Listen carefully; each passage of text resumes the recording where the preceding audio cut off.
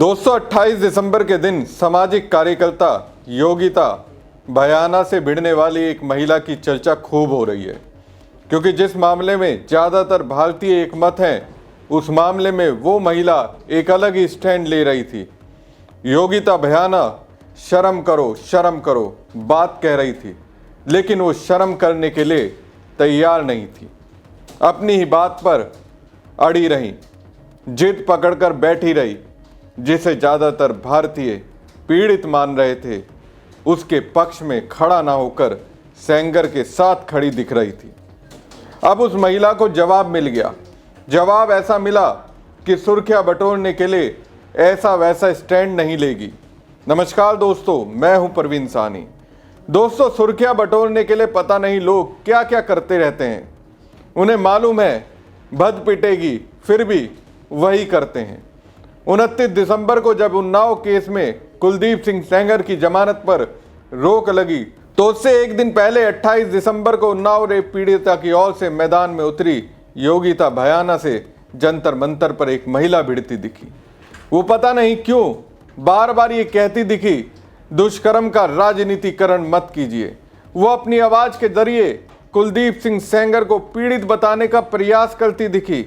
बार बार कहती रही, सेंगर 8 साल से जेल में है। वो अपनी बात पर अड़ी थी, लेकिन इस दौरान योगिता भयाना ये कहती रही, शर्म करो। दोस्तों, हाथ में बैनर लेकर कुलदीप सेंगर का सपोर्ट करने वाली इस महिला का नाम बरखा तेहरान है।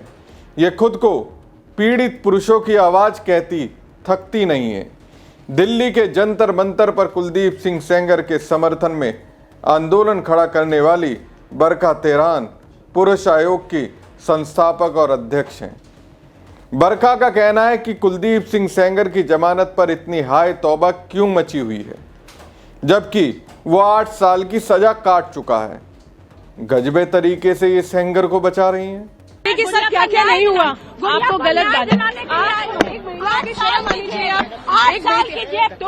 आपके पास क्या सबूत है? उसने नहीं किया है। सुप्रीम कोर्ट ने उसको कन्विक्ट किया है, हाई कोर्ट ने उसको कन्विक्ट किया है। ये गलत बात है। आप बहुत शर्म आनी चाहिए, बहुत शर्म। पॉलिटिक्स साइड आप कर रही हैं। 8 साल की सजा पूरी आप कर रहे हो। I support Kuldeep Singh Sengar. Shame on you, shame on you, shame on you, shame on you, shame on you, shame on you, shame on you, shame on you, shame on you, shame on you, shame on you. ये क्या बात होती है? ये क्या बात होती है? ऐसे आप बंद करो, आप शर्म आनी चाहिए आपको। हालांकि इनसे एक पत्रकार ने पूछ लिया कि अगर पीड़िता की जगह आपकी बेटी के साथ ऐसा हुआ होता तो भी आप बलात्कारी का समर्थन करती? बस मैडम जी से कोई जवाब देते नहीं बना और थैंक्स बोलकर आगे निकलती बनी। थी वो, अब कह रही हैं आप हाथ तब मचा रहे। अगर आपकी बेटी के साथ होता तो फिर तब भी आप ऐसे ही करते। धन्यवाद, मैंने दे दिए सारे प्रश्नों के जवाब।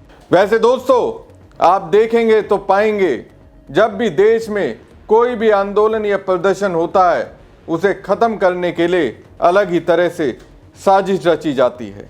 याद कीजिए, यौन शोषण को लेकर जब जंतर मंतर पर महिला पहलवानों ने धरना प्रदर्शन किया, तो उनके खिलाफ किस तरीके का माहौल बनाया गया। कुछ को खरीद कर उनके खिलाफ खड़ा कर दिया गया था।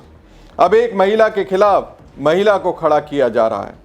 इस बीच प्रधानमंत्री नरेंद्र मोदी को बधाई देने वाली बरखा तेहरान का एक पोस्टर तेजी से वायरल हो रहा है। इसमें मोदी के साथ इनकी तस्वीर को आगे रखकर एक यूजर ने लिखा, नए भारत की उपज बेशरम औरत बरखा तेहरान। ऐसा पहली बार हो रहा है कि कोई महिला रेपिस्ट के समर्थन में खड़ी हुई।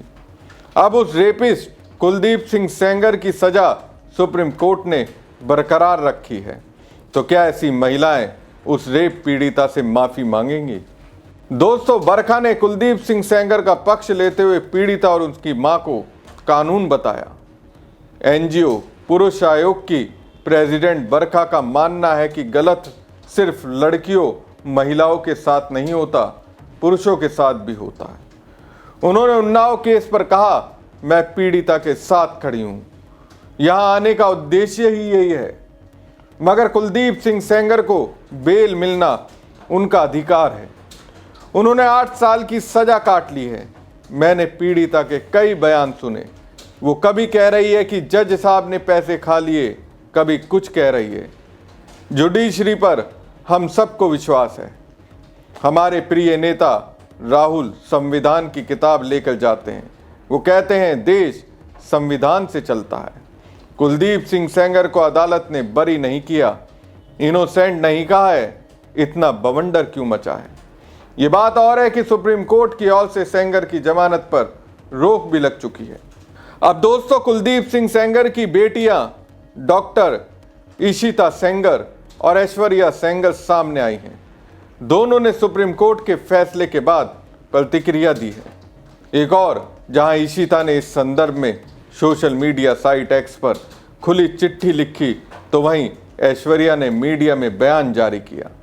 कुलदीप सिंह सेंगर की बेटी ऐश्वर्या ने कहा कि हम आज केस की मेरिट पर बहस शुरू भी नहीं कर पाए कि उसने अपना बयान कई बार बदला, 3 बार बदला। पहले दोपहर 2 बजे, फिर शाम 6 बजे और आखिर में रात 8 बजे। एम्स मेडिकल बोर्ड की एक रिपोर्ट है कि वो 18 साल से ज़्यादा की थी। मैं पिछले 8 सालों से न्याय के लिए लड़ रही हूँ, लेकिन शायद मेरे और मेरे परिवार के दुख का कोई मतलब नहीं है। हमसे हमारी इज्जत, हमारी शांति और यहाँ तक कि हमारी बात सुने जाने का मौलिक अधिकार भी छीन लिया गया है। फिर भी न्याय की उम्मीद है। मैं मीडिया से रिक्वेस्ट करती हूँ कि कोई गलत जानकारी ना फैलाएं। ऐश्वर्या के अलावा कुलदीप की बेटी डॉक्टर इशिता सेंगर ने खुला पत्र लिखा। सोशल मीडिया साइट एक्स पर उन्होंने कहा, मुझे एक पहचान तक सीमित कर दिया गया है। एक भाजपा विधायक की बेटी, जिसके चलते उनकी व्यक्तिगत पीड़ा, इंसानियत और न्याय की मांग को नज़रअंदाज किया गया। बिना तथ्यों और दस्तावेजों के देखे सोशल मीडिया और सार्वजनिक विमर्श में उन्हें लगातार निशाना बनाया गया। उनके परिवार ने कभी सड़क पर उतरकर प्रदर्शन नहीं किया, न ही मीडिया ट्रायल का सहारा लिया, बल्कि संस्थाओं और कानून पर भरोसा रखते हुए चुप्पी साधी रखी।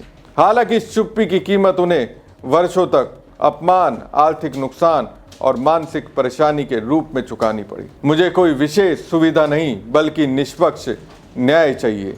वह आज भी देश की न्याय व्यवस्था में विश्वास करना चाहती है, लेकिन ये भरोसा अब टूटने के कगार पर है। तो क्या माना जाए, उन्नाव की बेटी के सामने सेंगर कमजोर पड़ गए, और क्या इसलिए उनकी बेटियां पिता को बचाने के लिए आगे आई? आपको क्या लगता है? कमेंट बॉक्स में कमेंट करके जरूर बताएं। साथ ही पेज को ज़्यादा से ज़्यादा लाइक और शेयर कीजिएगा। धन्यवाद।